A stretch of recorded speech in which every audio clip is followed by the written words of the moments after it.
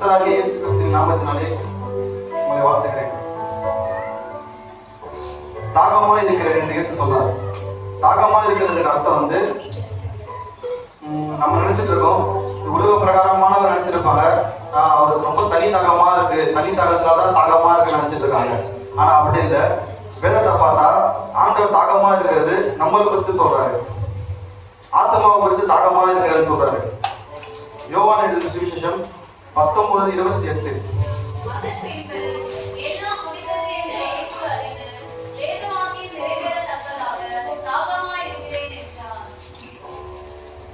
அதன் பின்பு எல்லாம் முடிந்தது என்று சொன்னார் இயேசு. அவர் சொன்ன வார்த்தை, நான் வந்து இந்த பூமிக்கு வந்தேன், இந்த பூமிக்கு வந்து மனிதன் செஞ்ச எல்லா அக்கிரமத்தையும் மன்னிச்சுட்டேன், நான் மனிதன் செஞ்ச எல்லாருடைய பாவத்தையும் மன்னிச்சுட்டேன், அவர் செஞ்ச எல்லா நீங்க என்னென்ன பண்ணீங்க எல்லாத்தையும் மன்னிச்சுட்டு நான் திரும்பி பிதாவின் இடத்துல போறேன், பிதாவின் சித்தத்தை நான் நிறைவேற்றிட்டேன்னு சொல்லி ஏசப்பா அந்த இடத்துல முடிக்கிறாரு. தாகமா இருந்தது என்று சொல்லி லாஸ்டா முடிக்கிறாரு. அவர் பிதா வந்து அவர் நியமித்தார். பிதா வந்து அவருக்கு என்ன வேலை சொன்னாரோ அந்த வேலையை அவர் வந்து இந்த பூமிக்கு செஞ்சுட்டு அவர் இயேசு பிதாவின் இடத்துக்கு போனாரு. யோவான் 19:29.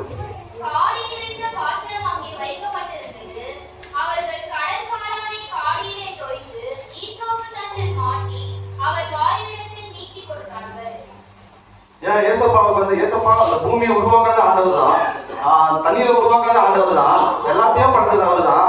ஏன் அவர் நினைச்சிருந்தா அந்த சிலுவையில் அடிக்கும் போதே மறைஞ்சு போயிடலாம்.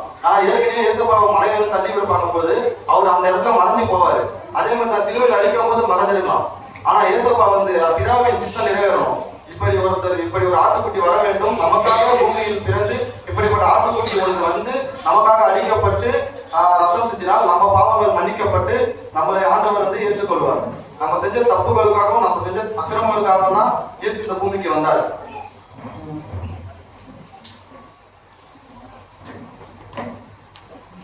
யோவான் 4:8.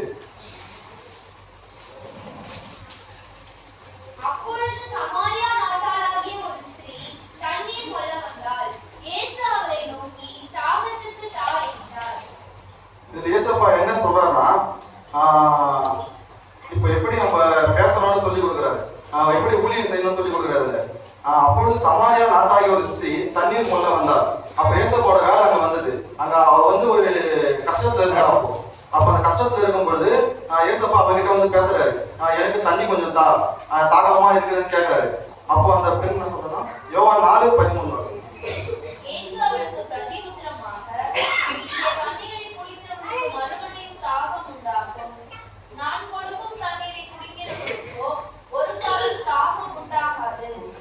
சொல்ற வார்த்தை என்னன்னா, நீங்க குடிக்கிற தண்ணி வந்து தாகத்தை உண்டு பண்ணும், ஆனா நான் கொடுக்கிற தண்ணி உங்களுக்கு தாகத்தை உண்டு பண்ணாது.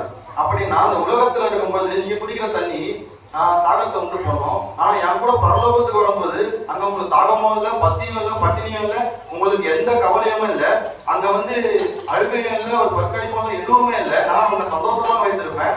அந்த இடத்துல வந்து உங்களுக்கு தாகமும் இருக்காது, எதுவுமே இருக்காது. அப்படி ஏசப்பா வந்து இந்த இடத்துல சொல்றாரு. அப்படி பார்த்தா நம்ம பரலோகத்தை சங்கீதம் 69:21.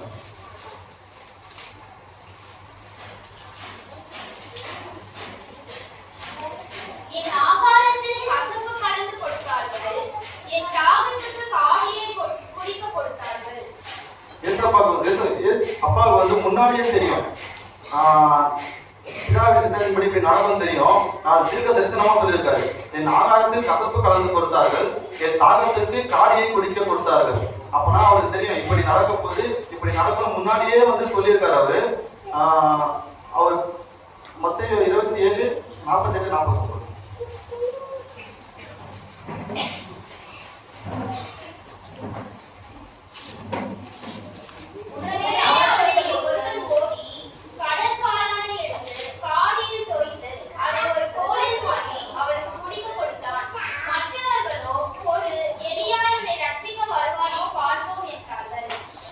ஏசப்பா வந்து அந்த கிண்டல் பண்றாங்க, கடல் காலன் அவருக்கு கொடுங்க, அவர் தாகமா இருக்கிறாருன்றாங்க. ஆனா உலக பிரகாரம் ஆண்டவர் அறியாத மனுஷன் என்ன சொல்றாங்கன்னா, அவரு வெயிட் பண்ணு, அவர் அதுல இருந்து எப்படி வெளியே வர்றாருன்னு பார்க்கலாம், அவரு தான் கடவுளாச்சு அப்படின்னு.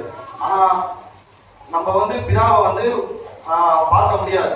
பிதாவை நம்ம பார்த்தா மறித்து விடுவோம். வேதத்துல இருக்கு, ஒருத்தர் பிதாவை பார்க்கும்பொழுது மறித்து விட்டார். மோசைக்கு கூட ஆண்டவர் வந்து முச்செடி நடுவுல தான் வெளிப்பட்டார். ஏன்னா பிதாவை நம்ம வந்து நேருக்கு நேரம் பார்க்க முடியாது. அவருக்கு பட்சிக்கும் அக்னி, அவரை பார்க்கறது ரொம்ப கஷ்டம். அதனால பிதாவின் சித்தத்தின்படி ஒரு மனுஷகுமாரன் பூமிக்கு பிறந்து நமக்காக வந்து இந்த பூமியில எல்லாத்தையும் சொல்லிக் கொடுத்தார். நீங்க எப்படி நடக்கணும், எப்படி போகணும், எப்படி ஊழியம் செய்யணும், எல்லாத்தையும் சொல்லிக் கொடுத்து அவர் 3 வருஷம் ஊழியம் செஞ்சார். அந்த 3 வருஷம் ஊழியத்துல நீங்க என்னென்ன செய்ய வேண்டும் எல்லாத்தையும் சொல்லிக் கொடுத்து அவர் வந்து இந்த உலகத்தை விட்டு போனார். உலகத்தை விட்டு போய் 3 நாள் திரும்பவும் அவரு பிதா குமாரன் பசுத்த ஆவியால வந்தார் அவரு. சரிங்களா? திரும்ப வசனம் வாசிக்கலாமா?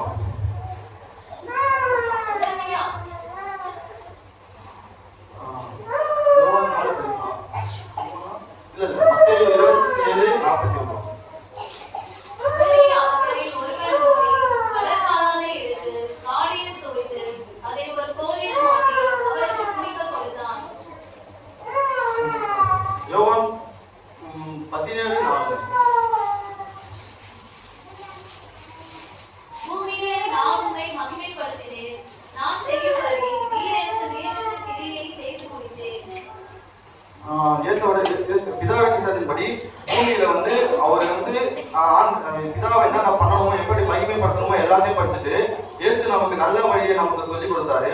வாழ்க்கையில இதுதான் வாழணும்னு சொல்லி கொடுத்தாரு. எல்லாத்தையும் சொல்லி கொடுத்துட்டு பிதாவை சித்தத்தின்படி அவர் போனாரு. அந்த பூமியில எப்படி வாழ வேணும், எப்படி நடக்கணும் எல்லாத்தையும் சொன்னாரு அவரு. யோவான் 7:17 வாசிங்க.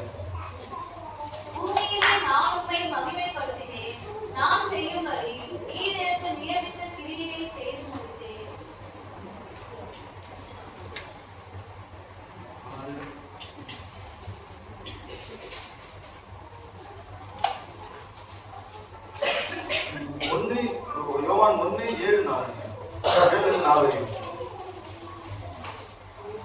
அவருக்குள் ஜீவன் இருந்தது, அந்த ஜீவன் மனுஷருக்குள் ஒளியாய் இருந்தது.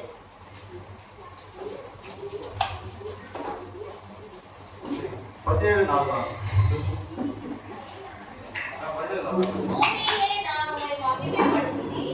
நான் செய்யும்படி நீர் எனக்கு நியமித்த கிரியைகளை செய்து முடித்தேன். இது வந்து இயேசப்பா பூமிக்கு வரும்போது ஊழியத்தை குறித்து பேசுறாரு. பூமியில நான் உங்களை மகிமைப்படுத்தினேன். நீங்க செய்த காரியங்கள் நிறைவேற நான் உங்க வேலையை செஞ்சேன். பூமியில நம்ம எல்லாரும் ஆண்டவரை மகிமைப்படுத்துறோம். ஆனா பரலோகத்துக்கு போகும்போது ஆண்டவர் நம்ம ஒரு கேள்வி கேட்பாரு. இப்போ எப்படி சொல்றதுன்னா, இப்போ பூமியில நம்ம செய்யற வேலை, நம்ம ஆண்டவருக்கு ஜெபம் பண்றோம், நம்ம இயேசப்பா கிட்ட நம்ம ஜெபம் பண்றோம், எல்லாமே ஆண்டவரே எனக்கு ஆசீர்வாதம் தாங்க, எனக்கு இது தாங்க, அதை தாங்க எல்லாமே கேட்கிறோம். ஆனா பரலோகத்துக்கு நம்ம போகும்போது ஆண்டவர் நம்ம கிட்ட ஒண்ணு கேட்பாரு. நம்ம போய் நாங்கள் நிற்போம். எக்ஸாம்பிள் நான் சொல்றேன், என்னைய மனைவி சொல்றேன். இப்போ நாங்கள் பரலோகம் நான் வந்து வேற ஒருத்தர் என் பக்கத்து வீட்டுக்காரங்க, என் மனைவி வந்து பரலோகத்துக்கு போறேன், நான் பரலோகத்துக்கு போறேன். பக்கத்துல நான் இங்க நிக்கிறேன், என் ஒய்ஃப் அங்க நிக்கிறா, ஏசப்பா நிக்கிறாரு. அந்த சைட்ல அக்கினி இருக்கு, இந்த சைட்ல வந்து பரலோகம் இருக்கு. பரலோகத்துல நான் இந்த பக்கம் அக்கினில நிக்கிறேன், இங்க வந்து என் மனைவி நிக்கிறா. என் மனைவி வந்து அதுவே நான் போயிடுவேன்ல, நான் எல்லாமே உங்களுக்கு ப்ரேயர் பண்றேன், ஜபம் பண்றேன், உங்களுக்கு தசமமா கொடுக்குறேன், காணியை கொடுக்குறேன், எல்லாமே கொடுக்குறேன், நான் பரலோகத்துக்கு ஈஸியா போயிடுவேன்ல, எனக்கு தெரியும் போய் அடிக்கிறா. அங்க என்ன சொல்றேன், அக்கா நாக்கா நேபத்தை கூட்டு போயிடலாம்க்கா, முன்னாடி நான் ஏசப்ப பத்தி முன்னாடி சொல்லிட்டா நானும் கூட வந்துருப்பேன்லக்கா. அங்க ஏசப்ப வந்து அங்க என்ன சொல்றேன்னா அங்க வந்து உன் பக்கத்து வீட்டுல இருக்கிறவங்களே நீ வந்து அதை பத்தி சொல்லல. அங்க ஏசப்ப தலை பண்ணிடுறாரு. தலை பண்ணி ஏசப்பா சொல்றாரு, நீ உனக்கு நான் ஆசீர்வாதம், நீ ஜெபம் பண்ண ஆசீர்வாதம் கொடுத்தேன், நீ காணிக்கை கொடுத்தா ஆசீர்வாதம் கொடுத்தேன், உன் தசமா கொடுத்தா நான் ஆசீர்வாதம் கொடுத்தேன். ஆனா நீ எனக்கு என்ன கொடுத்த? உன் தாகத்தை நான் தீர்த்தேன், என் தாகத்துக்கு நீ என்ன கொடுத்த? என் தாகத்துக்கு நீ என்ன கொடுத்து கேட்கும் போது அங்கதான் ஆண்டு வந்து தலை கொஞ்சி நிற்கிறாரு. என் தாகத்துக்கு ஒரு ஆத்மா கூட கோடிக்கணக்கில் நம்ம பணம் கொடுத்தாலும் ஆண்டவருக்கு ஒரே ஒரு ஆத்மா விலை மதிக்க முடியாது. அந்த ஒரு ஆத்மா பட்டணத்துக்கு போகும்போது ஆண்டவர் வந்து ரொம்ப கஷ்டப்படுவாரு. சரிங்களா? அப்ப நம்ம என்ன செய்யணும்னா ஆண்டவருக்காக நெருங்கி ஊழியம் செய்யணும். ஊழியம் செய்ய போகும்போது ஊழியம் செய்ய போறோம், நம்ம ஆண்டவரை பற்றி சொல்ல போறோம், ஆண்டவர் தாகத்தை தீர்க்க போறோம்னா அங்க போயிட்டு நம்ம நிற்கும்போது ஏசுதான் உண்மையான தெய்வம் சொன்னா பக்கத்துல ஒருத்தர் சொல்லுவான் ஏசுதான் உண்மையான தெய்வமா, அப்ப எங்க தெய்வம்லாம் யாருன்னு சொல்லுவான். சரிங்களா? நம்ம எப்படி சொல்லலாம் ஆண்டவரை பத்தி பொறுமையா. இப்போ நான் நிக்கிற யாரோ ஒருத்தவங்க சும்மா படுக்கையில் அழுது கொண்டு இருக்காங்க, அழுதுட்டு இருக்காங்க. நம்ம சும்மா ஒரு இடத்துல போய் பசங்க போறோம், இயேசு உங்களை நோக்கி பாருங்க, உங்களுடைய தாக்கத்தை திருப்பா, நீங்க அழுவாதேன்னு சொல்லும்போது அந்தோட வார்த்தை ஆண்டவர்கிட்ட பேசும். அவன் பேசும்போது இயேசுவா, நான் எவ்வளவு தெய்வத்தை கும்பிட்டு பார்த்தேன், எவ்வளவு தெய்வம் வந்து என்னை வந்து இது பண்ணிடுச்சு, ஆனா என்ன தொட்ட தெய்வம் இயேசுதான். நான் எவ்வளவு கஷ்டப்பட்டு வந்தேன், என் வாழ்க்கை ரொம்ப கஷ்டத்தான், உடம்புல கஷ்டமே கிடையாது உலகத்துல. அப்போ வந்து ரொம்ப கஷ்டப்பட்டு வந்தேன், ஆனா இப்போ நல்லா இருக்கா, எனக்கு காரணம் ஆண்டவர் மாத்திரம்.